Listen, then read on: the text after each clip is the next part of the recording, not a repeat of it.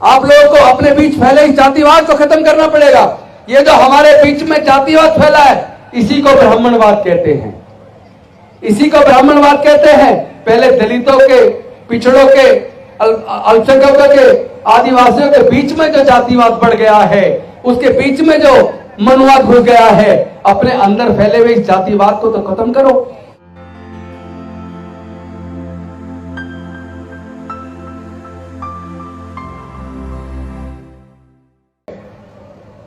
मैं पूछना चाहता हूं, अगर सुप्रीम कोर्ट, हाई कोर्ट के अंदर अनुसूचित जाति, जनजाति और पिछड़े वर्ग के लोग जज नहीं बन पाते, तो कौन सी व्यवस्था उसके लिए जिम्मेदार है? अगर इन सारे समाजों के, जिसकी संख्या लगभग 85% है, अगर वो वाइस चांसलर, प्रोफेसर नहीं बन पा रहे, अगर वो बिजनेस के अंदर अपना हिस्सा सुनिश्चित नहीं कर पा रहे, तो इसके लिए कौन जिम्मेदार है? हमारे लोग जिम्मेदार नहीं है। हमारे लोग तो मेहनत कश हैं। हमारे लोगों के अंदर प्रतिभा कूट कूट के भरी है। हम लोग इतने काबिल हैं कि देश के अंदर जितने प्रकार की भी फसलें उगती हैं, जितने प्रकार का भी अन्न उगता है, उन सब फसलों को मजदूर के तौर पर अगर उगाने का कोई काम करता है, तो वो हमारा मेहनत का समाज करता है।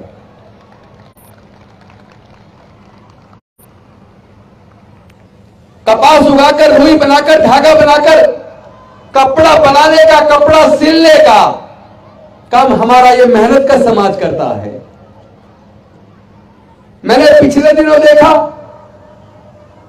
कई राज्यों से ऐसी खबर आई कि स्कूलों के अंदर जो मिड डे मील बनाती थी, वो दलित समाज की महिला थी, तो बच्चों ने उनके हाथ के बने खाने को मना कर दिया।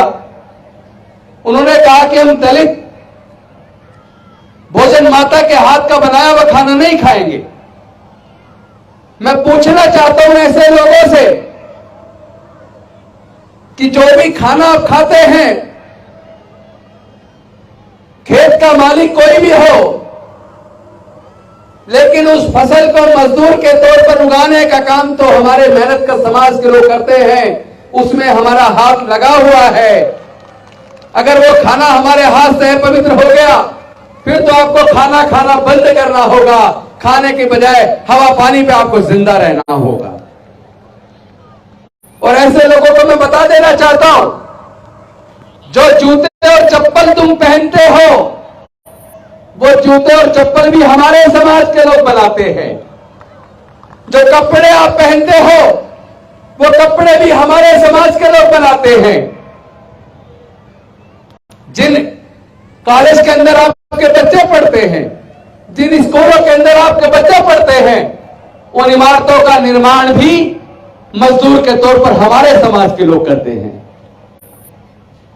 जिन अस्पतालों में आप इलाज कराने जाते हो, उन अस्पतालों का निर्माण भी मजदूर के तौर पर हमारे समाज के लोग करते हैं। जिन मंदिरों में आप पूजा करने जाते हो, उन मंदिरों का निर्माण और उन मंदिरों में जो मूर्तियां लगाई जाती हैं, उन मूर्तियों का निर्माण भी शिल्पकार के तौर पर हमारे बहुजन समाज के लोग करते हैं। तो क्या आप उन मंदिरों में जाना बंद कर दोगे? अगर आप दलित समाज की महिला के हाथ का खाना बना हुआ खाने को इनकार करते हो, तो आपको कपड़े पहनना छोड़ना होगा, आपको जूते चप्पल पहनना छोड़ना होगा। क्या क्या छोड़ोगे आप? ऐसे तो भारत नहीं चलेगा। ऐसे कभी भी भारत मजबूत नहीं हो सकता। मुझे डॉक्टर बाबा साहेब अम्बेडकर जी का 25 नवंबर 1949 का भाषण, जो उन्होंने संविधान सभा के सामने दिया था, उसमें उन्होंने ये कहा था कि भारत एक मजबूत राष्ट्र के रूप में विकसित होगा। इस पर मुझे संदेह नहीं है, लेकिन भारत आजाद बना रहेगा और भारत के लोगों की आजादी बनी रहेगी, इस बात पर मुझे संदेह है। उन्होंने दो चिंताएं जाहिर की। डॉक्टर बाबा साहेब अम्बेडकर जी ने 25 नवंबर 1949 को संविधान सभा के सामने आजादी को लेकर दो चिंताएं जाहिर की थी। एक चिंता यह थी कि जिस दिन भारत के लोग धर्म को देश से ऊपर मानने लगेंगे, उस दिन भारत की आजादी खतरे में चली जाएगी। और दूसरी चिंता उन्होंने यह जाहिर की थी, जिस दिन भारत के लोग देश के किसी नेता के प्रति इतने अंधभक्त हो जाएंगे कि उसके अच्छे बुरे के बारे में सोचे बिना उसके सारे निर्णयों को आंख मीच कर मानने लगेंगे, उसकी जय जयकार करने लगेंगे, चाहे वो नेता जनता का पूरा भविष्य ही बर्बाद क्यों ना कर दे, फिर भी उसके नाम के जयकारे लगाएंगे। उस दिन पेपर पे भारत के लोगों की आजादी रहेगी, लेकिन भारत के लोग अपनी आजादी खो देंगे। आज डॉक्टर बाबा साहेब अम्बेडकर जी की 25 नवंबर 1949 को संविधान सभा में जाहिर की हुई दोनों चिंताएं सच साबित हो रही हैं। इसीलिए भारत के लोग अपनी आजादी खो चुके हैं। जो लोग जिन्होंने उनके रोजगार छीन लिए, जिन्होंने देश के अंदर धर्म के नाम पर, जाति के नाम पर नफरत बढ़ा दी, फिर भी ऐसे लोगों का कुछ लोग गुणगान करने में लगे हैं। मैं एक सवाल आप सबसे पूछना चाहता हूं, जितने लोग यहां बैठे हैं आप सबसे पूछना चाहता हूं, देश के अंदर जो बड़े बड़े शिक्षण संस्थान बने हैं, जैसे आईआईएम बना है, आईआईएम के अंदर एक साल की फीस एक बच्चे की 20 लाख से भी ज्यादा है। मैं आप सबसे पूछना चाहता हूं, क्या एससी, एसटी, ओबीसी के 99% लोग अपने बच्चे की पढ़ाने के लिए आईआईएम के लिए 20 लाख का खर्चा एक साल का उठा सकते हैं क्या? नहीं उठा सकते ना। लेकिन वो संस्थान बने किसके पैसे से हैं? बने तो जनता के पैसे से है ना। बनाया तो सरकार ने जनता के पैसे से है। तो ऐसे शिक्षण संस्थानों का क्या फायदा जिसमें जनता अपने बच्चों की पढ़ाई का खर्च ही ना उठा पाए? तो क्या ऐसे शिक्षण संस्थान, चाहे वो आईआईएम हो, चाहे आईआईटी हो, चाहे इंजीनियरिंग कॉलेज हो, चाहे मैनेजमेंट कॉलेज हो, चाहे मेडिकल कॉलेज हो, चाहे लॉ कॉलेज हो, उन सब के अंदर पढ़ाने के लिए, एक बच्चे को पढ़ाने के लिए, एक डिग्री कराने के लिए कई कई लाख रुपया चाहिए। और बहुजन समाज के तो 99% लोग लाखों रुपए का पढ़ाई का खर्चा नहीं उठा सकते। जबकि ये जितने भी सरकारी इंजीनियरिंग कॉलेज बने हैं, सरकारी लॉ कॉलेज बने हैं, सरकारी मैनेजमेंट कॉलेज बने हैं, ये सारे कॉलेज सरकार ने जनता के पैसे से बनाए हैं, लेकिन जनता अपने बच्चों को पढ़ाने का खर्चा नहीं उठा सकती। तो मैं आप सबसे पूछना चाहता हूं, क्या सरकारों ने जनता के पैसे से पैसे वाले लोगों के बच्चों को पढ़ाने के लिए इतने बड़े बड़े इंस्टीट्यूट बनाए हैं क्या? क्या यह सवाल बनता है या नहीं बनता? जो लोग मेरी बात से सहमत हैं, वो अपने जगह बैठे बैठे दोनों हाथ उठाकर इस बात का समर्थन कीजिए, क्या ये सारे सरकारी संस्थान, क्या सरकार ने जनता के पैसे से केवल पूंजीपतियों के बच्चों को पढ़ाने के लिए बनाए हैं क्या? तो फिर हमारे बच्चों के भविष्य का क्या होगा? हमारे बच्चे कहां पढ़ेंगे? जानबूझ के एक साजिश रची गई है, उस साजिश की तरफ आपका ध्यान नहीं है। एक एक करके जो भारत की कंपनियां थी, वो सारी कंपनियां भारत सरकार ने एक एक करके बेच दी। भारत की सरकार ने इंडियन रेलवे बेच दिया, बैंक बेच दिए, इंश्योरेंस कंपनियां बेच दी, आईटीडीसी के होटल बेच दिए, पेट्रोलियम कंपनियां बेच दी, गैस कंपनियां बेच दी। मैं आपसे पूछना चाहता हूं, जो सरकार देश के संस्थानों को बेचती जा रही है, क्या उसे काबिल सरकार कहेंगे, निकम्मी और नाकारा सरकार कहेंगे? निकम्मी और नाकारा सरकार कहेंगे ना। जो देश के संसाधनों को बेच दे, ऐसी सरकारों को क्या हम ये नहीं मानेंगे कि वो देश के साथ गद्दारी कर रहे हैं, देश के लोगों के हक अधिकार के साथ गद्दारी कर रहे हैं? क्या हम लोगों को ये नहीं समझना चाहिए कि एक जमाना था जब पूरे देश के अंदर प्राइवेट स्कूल नहीं होते थे, पूरे देश के अंदर सरकारी स्कूल होते थे। अचानक क्या हुआ?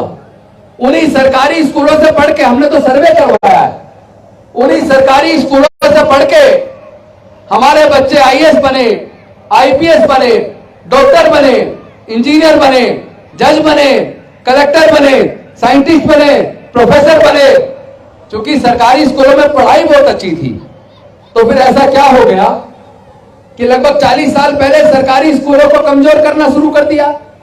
एक एक करके प्राइवेट स्कूल खुलते चले गए और प्राइवेट स्कूल इतने खुल गए, उनकी पढ़ाई की फीस इतनी ज्यादा है कि एक बच्चे को प्राइवेट स्कूल में पढ़ाने के लिए कम से कम उसकी फीस का खर्चा, किताबों का खर्चा, वर्दी का खर्चा, ट्यूशन का खर्चा, ट्रांसपोर्ट का खर्चा जोड़ लिया जाए तो एक बच्चों को पढ़ाने के लिए एक माँ बाप को कम से कम 8 से 10 हजार रुपया महीना चाहिए। हर परिवार में कम से कम 2 बच्चे हैं तो केवल 2 बच्चों को पढ़ाने के लिए एक माँ बाप को कम से कम 15 से 20 हजार रुपया महीना चाहिए। और हमारे दलित, पिछड़े, आदिवासी समाज के पूरे 99% ऐसे लोग हैं जिनके पूरे परिवार की इनकम अगर एक महीने की जोड़ ली जाए तो 10,000 से 20,000 के बीच में हर महीने हमारे लोग कमाते हैं। तो क्या ऐसे हमारे 99% परिवार के लोग अपने बच्चे को प्राइवेट स्कूल में पढ़ाने का 15 से 20,000 रुपए महीने का खर्चा उठा सकते हैं क्या? नहीं उठा सकते ना। इसका मतलब सरकारी स्कूलों को जानबूझ के बर्बाद किया, क्योंकि सरकारी स्कूलों में दलितों के, पिछड़ों के, आदिवासियों के बच्चे पढ़कर जज, इंजीनियर, डॉक्टर, कलेक्टर बनने लगे, सम्मान का जीवन जीने लगे। उनको ये बात रास नहीं आई। उन्होंने सोचा अगर इसी तरह गरीबों के, दलितों के, पिछड़ों के, किसानों के, मजदूरों के बच्चे पढ़ लिख कर जज, doctor, engineer, collector, scientist, professor बनेंगे तो उनकी फैक्ट्रियों में सस्ते मजदूर कहां से आएंगे?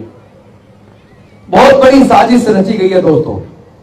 देश के दलितों, पिछड़ों, आदिवासी और माइनॉरिटीज के साथ बहुत बड़ी साजिश रची गई है और यह साजिश सरकारों ने रची है। हमें और आपको सोचना पड़ेगा।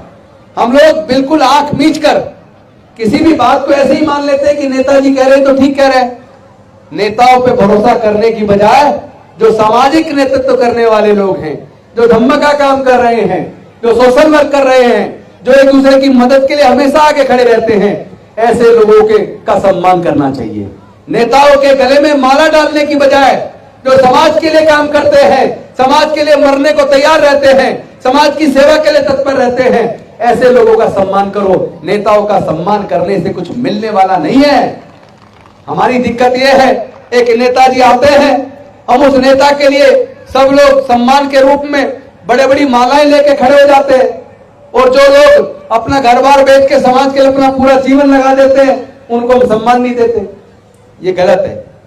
जो लोग समाज के लिए काम करते हैं, जो लोग देश के लिए काम करते हैं, ऐसे लोगों को हमें सम्मान देना चाहिए। अपनी बहन बेटियों को इज्जत देनी चाहिए। जो लोग अपनी बहन बेटियों की इज्जत ना करें वो इस लायक नहीं है कि उनके जीवन में कोई तरक्की आए। आपके जीवन में तरक्की में जो लोग बाधा है वो इसलिए बाधा है क्योंकि आप लोग एकजुट नहीं है। आप लोग जो कहते हैं हमारे साथ जातिगत उत्पीड़न होता है, जो कहते हैं हमें हमारा हक नहीं मिला, भारत में अगर तरक्की हुई है उस तरक्की में हमें हिस्सा नहीं मिला, वो लोग कभी अपने गिरेबान में झांक कर देखें। कोई मादिगा, कोई माला, कोई हड़िया, कोई कुछ। हम ही लोग आपस में टुकड़ों में बटे हुए हैं। हम ही एक दूसरे को इज्जत सम्मान देने को तैयार नहीं है। हम ही लोग, कोई दलित है, कोई पिछड़ा, आदिवासी, ये तो है ही। दलितों में भी बहुत सारी जाति, आदिवासियों में बहुत सारी जाति, पिछड़े वर्ग में बहुत सारी जाति। हम ही हजारों टुकड़ों में बट गए तो भाई हमारी इस बंटवारे का फायदा तो दूसरे लोग उठाएंगे। तो अगर आप चाहते हो आपका शोषण ना हो, अगर आप चाहते हो आपका उत्पीड़न ना हो, तो आप लोगों को एकजुट होना पड़ेगा। आप लोगों को अपने बीच फैले इस जातिवाद को खत्म करना पड़ेगा। ये जो हमारे बीच में जातिवाद फैला है, इसी को ब्राह्मणवाद कहते हैं। इसी को ब्राह्मणवाद कहते हैं। पहले दलितों के, पिछड़ों के, अल्पसंख्यकों के, आदिवासियों के बीच में जो जातिवाद बढ़ गया है, उसके बीच में जो मनुवाद घुस गया है, अपने अंदर फैले हुए इस जातिवाद को तो खत्म करो। जिस दिन आपने अंदर फैले हुए जातिवाद को खत्म कर दिया, रोटी बेटी का रिश्ता आपस में करना शुरू कर दिया, और जिस दिन आपने इस सच को जान लिया कि हमारे पूर्वज बौद्ध थे, हम इतनी रिच, हमारी सांस्कृतिक विरासत इतनी रिच है। हम लोग बुद्ध के वंशज हैं, हम सब लोग सम्राट अशोक के वंशज हैं, हम लोग डॉक्टर बाबा साहब अम्बेडकर के वंशज हैं। हमारे अंदर डॉक्टर बाबा साहब अम्बेडकर का, संत गाड़गे महाराज का, संत कबीरदास जी का, संत गुरु रविदास जी का, हमारे अंदर पेरियार का, नारायण गुरु का खून हमारे अंदर है। तो भैया अपनी ताकत को पहचानो, एकजुट हो जाओ। और वैसे भी आपको ये समझ आ जाना चाहिए, हमारा आपका सबका खून एक है, क्योंकि कुदरत ने जाति नहीं बनाई। अगर कुदरत ने जाति बनाई होती तो अमेरिका में भी जाति होती, जर्मनी में भी जाति होती, रसिया में भी जाति होती, चाइना में भी जाति होती, जापान में भी जाति होती, फ्रांस में भी जाति होती, इटली में भी जाति होती। जब पूरी दुनिया में जाति नहीं है तो केवल भारत में जाति क्यों है? और जाति को किसने बनाया?